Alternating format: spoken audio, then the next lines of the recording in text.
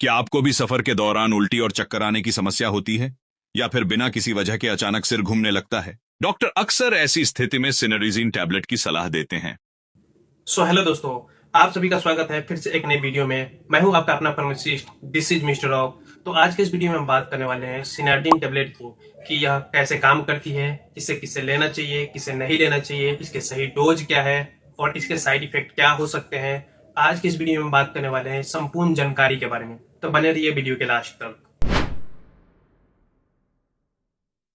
सबसे पहले यह जान लेते हैं कि सिनार्डिन आखिर है क्या और इसके यूज क्या है। तो सिनार्जिन एक मुख्य रूप से एंटी हिस्टामिन क्लास की दवा है और यह एक कैल्शियम चैनल ब्लॉकर भी है। अब यह जान लेते हैं कि इसका यूज क्या है। तो इसका यूज जो होता है वर्टिगो यानी कि चक्कर आने की समस्या के लिए इसको का इस्तेमाल किया जाता है। अगर सफर के दौरान मोशन और सिकनेस हो रहा है, यानी कि सफर के दौरान आपको उल्टी आ रही है या जी मतलाने की समस्या हो रही है, तो इसका इस्तेमाल किया जाता है। और मेनिया डिजीज में इसका इस्तेमाल किया जाता है, यानी कि जब कान के अंदर घंटी बजने जैसी आवाज आती है तब इसका इस्तेमाल किया जाता है। अब यह जान लेते हैं कि आखिर मोशन और सिकनेस या फिर वर्टिगो यानी कि चक्कर आने की समस्या या मैनिया डिजीज यानी कि कान में घंटी बजने की समस्या आखिर होती क्यों है। आइए इसको एक आसान उदाहरण से समझते हैं। जब हम सफर कर रहे होते हैं और सामने से तेजी से आने वाली चीजों को पीछे जाते हुए देखते हैं, तो इससे हमारा बैलेंसिंग सिस्टम जो होता है वो गड़बड़ हो जाता है।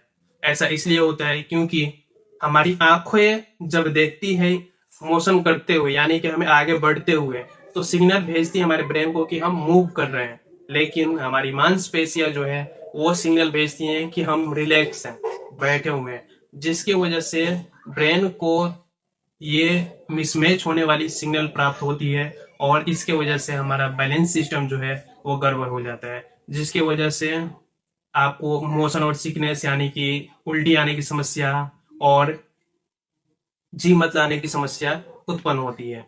कई बार इनर ईयर में यानी कान के अंदर फ्लूइड बढ़ जाता है, जिसके प्रेशर की वजह से वर्टिगो यानी कि चक्कर आने की समस्या और कान में घंटी बजने जैसी मेनिया डिजीज की समस्या उत्पन्न होती है।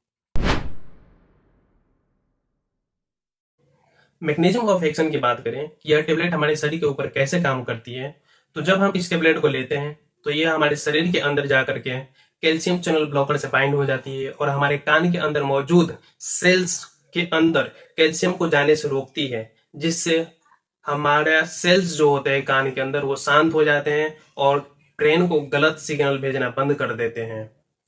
और यह वाइसोडिलेशन के रूप में ब्रेन के अंदर मौजूद ब्लड जो वेसल्स होते हैं उसको थोड़ा चौड़ा कर देते हैं, जिससे ब्लड का सर्कुलेशन और ऑक्सीजन का सर्कुलेशन जो होता है वो बेहतर हो जाता है और हमारे ब्रेन को सही मात्रा में ऑक्सीजन मिलने लगती है, जिससे हमें चक्कर आना और कान में सीटी बजने जैसी आवाज जो आती है वो बंद हो जाती है। दोस्तों, यह एक टेबलेट एंटी हिस्टामिन भी है, तो यह हमारे शरीर के अंदर मौजूद हिस्टामिन रिसेप्टर से जाकर बाइंड होती है और उसे ब्लॉक कर देती है, जिससे हमारे ब्रेन को गलत सिग्नल मिलना बंद हो जाता है और हमारे ब्रेन को लगता है कि सब कुछ नॉर्मल है, जिससे हमें जी मचलाने की समस्या और उल्टी जैसी समस्या में राहत मिलती है। सिनार्जिन टेबलेट का सामान्य डोज मुख्य रूप से इस बात पर निर्भर करता है कि आप इसे किस समस्या के लिए ले रहे हैं। अगर आप इसके वर्टिगो के लिए ले रहे हैं, यानी कि चक्कर आने की समस्या के लिए ले रहे हैं, तो 25 mg का टेबलेट दिन में 2 से 3 बार ली जा सकती है। अगर समस्या गंभीर हो तो इसे डॉक्टर इसकी डोज बढ़ाकर 75 mg दिन में 2 बार कर सकते हैं।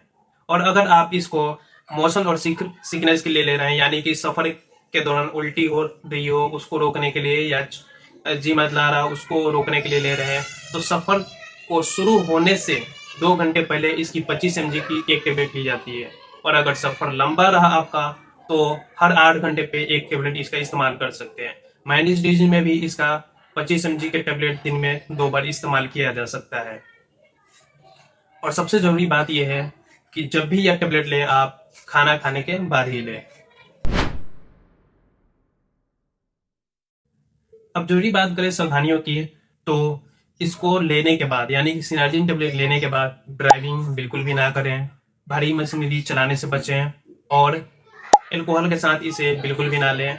अगर आपको लिवर या किडनी या पार्किंसन जैसी पहले से प्रॉब्लम है तो बिना डॉक्टर के सलाह के इसे बिल्कुल भी इस्तेमाल ना करें। या अगर कोई महिला प्रेग्नेंट है या फिर ब्रेस्ट फीडिंग कराती है तो इस दवा का इस्तेमाल बिना डॉक्टर की सलाह के बिल्कुल भी ना करें।